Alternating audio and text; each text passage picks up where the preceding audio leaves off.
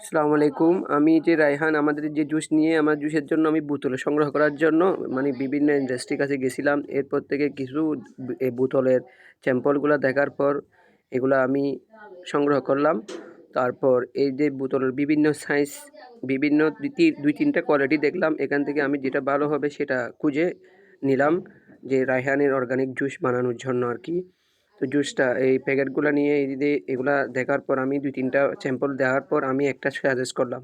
এখান থেকে এই বোতলটা আমাদের জন্য বেটার হবে। তো তারপর এটাকে আমরা দোকানদারকে বলছিলাম এটা কি করবেন?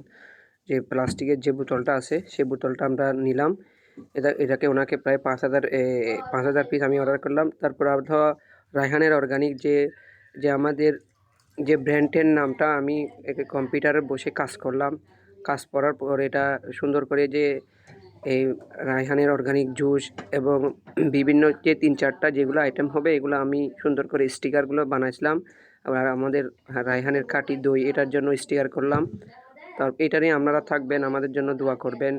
তো আপনারা আমাদের এই জুস সার্ভ করার জন্য আসবেন। ২-১ দিনের ভিতরে আমরা এগুলা ছাড়বো।